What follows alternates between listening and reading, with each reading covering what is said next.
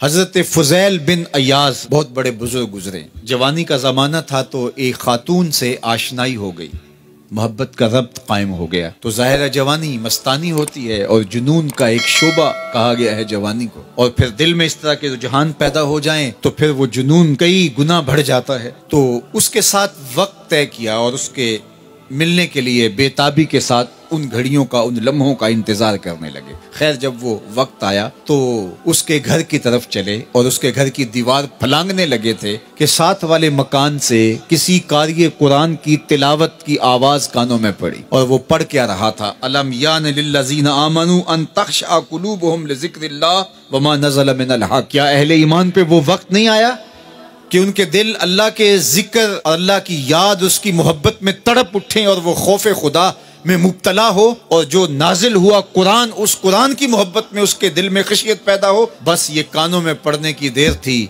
کہ دوبارہ گلی میں چھلانگ لگائی اور کہا میرے اوپر وہ وقت آ گیا ہے، اور جنگلوں کو روتے ہوئے نکلے، اور حضرت فضیل بن ایاز پھر ولیوں کے امام قرار پائے۔ اس آیت نے ان کی زندگی بدل دی۔ کسی کی 30 سال، کسی کی 40 برس، کسی کی 50 سال، کسی کی 60 سال زندگی یہاں موجود لوگوں میں سے کسی کی اس سے بھی زیادہ اور کسی کی کم۔ اس آیت کریمہ کو ذرا اپنے اوپر وارد کریں تو اللہ ہمیں نصیب کر دے کہ ہمارے دل تیرے خوف سے کانپ اٹھے اور تیری خشیت سے ہمارے دل لرز اٹھیں، اور قرآن کے ساتھ ہمارا ربط مضبوط اور مستحکم ہو جائے، اور ہم یہ اقرار کرتے ہوئے تیرے حضور حاضر ہو جائیں، مالک وہ وقت آ گیا ہے کہ ہمارے دل تیری یاد سے، تیری محبت سے، تیرے پیار سے مالا مال ہو گئے، اور اپنی باقی زندگی ہم تیرے پیار میں، تیری محبت میں اور تیری یاد میں بسر کریں گے۔ حدیث پاک میں آتا ہے کہ اگر کوئی شخص اللہ کے خوف سے رویا اور اللہ کے خوف سے رونے کی وجہ سے اس کی پلکوں کے بالوں میں سے ایک بال کی جڑ گیلی ہو گئی تو قیامت کے دن وہ بال کھڑا ہو جائے گا، اللہ یا تو مجھے نکال لے یا اسے جنت عطا فرما دے۔ تو اللہ جل شانہ اس بال کو تو آنکھ سے نہیں نوچے گا، بلکہ اس شخص کو اللہ جنت عطا فرما دے گا۔ اللہ اکبر۔ گناہگار کی آنکھ کا پانی اللہ کے غصے کی آگ کو ٹھنڈا کر دیتا ہے، اس لیے ہمیں رونے کا کہا گیا، فَلْيَضْحَكُوا قَلِيلًا وَلْيَبْكُوا كَثِيرًا۔ اللہ اکبر۔ ارشاد فرمایا کہ تھوڑا ہنسا کرو، زیادہ رویا کرو۔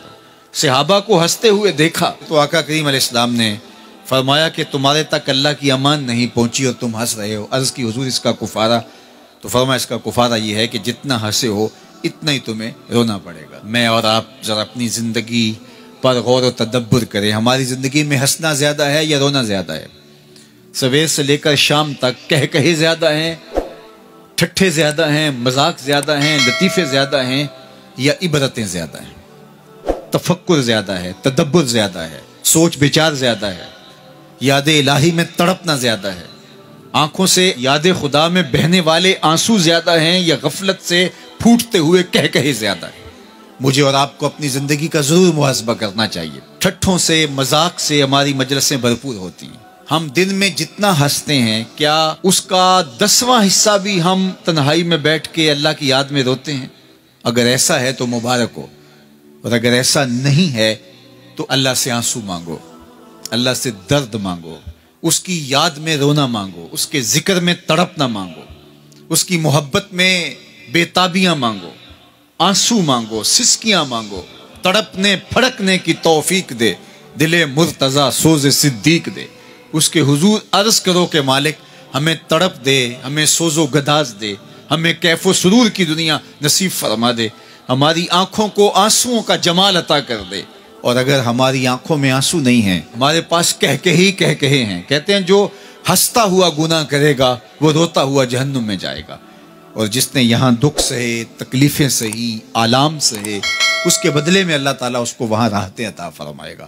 فرمایا کہ مومن کے پاؤں میں کانٹا بھی چبھے تو اللہ جل شانہ اس کا صلہ بھی اس کو قیامت کے دن عطا فرمائے گا۔ تو یہ جو تفکرات ہیں، یہ جو دکھ آتے ہیں، یہ جو تکلیفیں آتی ہیں، مصائب آتے ہیں، مشکلات آتی ہیں، اذیتیں ہمیں پہنچتی ہیں، تو اس پر صبر کرنا چاہیے اور اللہ کا شکر ادا کرنا چاہیے کہ ہم ان مصائب سے گزر رہے ہیں، ان مشکلوں سے گزر رہے ہیں۔ اور اگر کسی شخص کی زندگی میں دکھ ہے ہی نہیں، سکھ ہی سکھ ہیں، تو پھر وہ سمجھے کہ وہ فتنے میں مبتلا ہے۔ اس لیے زندگی کے اندر یہ آنے والی تکلیفیں، زندگی میں ملنے والے دکھ، اذیتیں، یہ اللہ تعالیٰ کی طرف سے ہمارے اوپر ایک انعام ہے، اور اللہ تعالیٰ جل شانہ اس کے بدلے میں ہمیں آخرت میں صلہ عطا فرمانے والا ہے۔ تو فرمایا رجل ذکر اللہ خالیا ففاضت عیناہ، وہ شخص جس نے تنہائی میں بیٹھ کے اللہ کا ذکر کیا، اللہ کو یاد کیا، اور پھر کیا ہوا؟ فرمایا اس کی آنکھوں سے آنسو ٹپکنے لگے۔ تو میرے اور آپ کے آقا و مولا نے فرمایا قیامت کے دن جب کوئی سایہ نہیں ہوگا، یاد الہی میں رونے والے کو اللہ اپنے عرش کا ٹھنڈا سایہ عطا فرما دے گا۔ تو یہ رونا بہت بڑی دولت ہے، یہ بہت بڑی سعادت ہے۔